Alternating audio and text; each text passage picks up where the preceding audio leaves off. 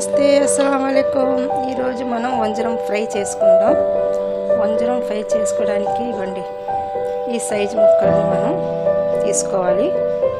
తీసుకొని ఇందులోని కొంచెం ధనియా పౌడర్ వేసుకున్నాను నేను. ధనియా పౌడర్, ఇంకా సాల్ట్, అలాగే అల్లం వెల్లిపాయ పేస్ట్, అలాగే ఫిష్ మసాలా, అలాగే కారం, జీరా పౌడర్, ఇంకా గరం మసాలా పౌడర్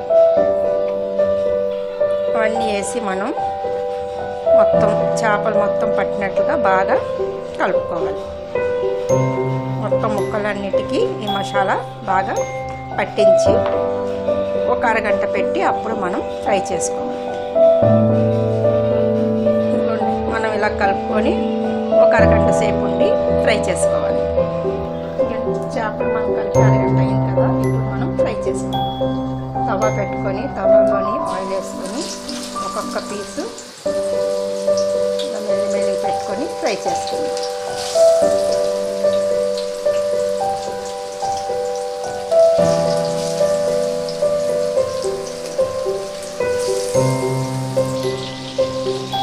సైడ్ బాగా ఫ్రై అయింది కదా, ఇప్పుడు మనం మెల్లిమెల్లిగా ఒక్క పీస్ని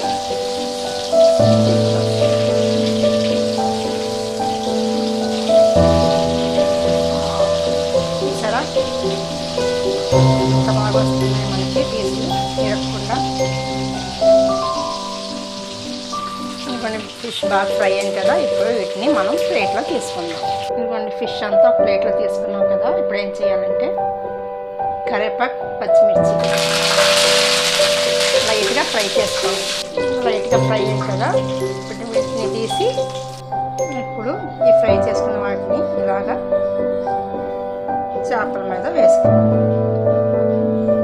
ఇదిగోండి మన ఫిష్ ఫ్రై రెడీ అయిపోయింది. దీని మీద నిమ్మకాయ పెట్టుకొని తింటే చాలా టేస్ట్గా ఉంటుంది.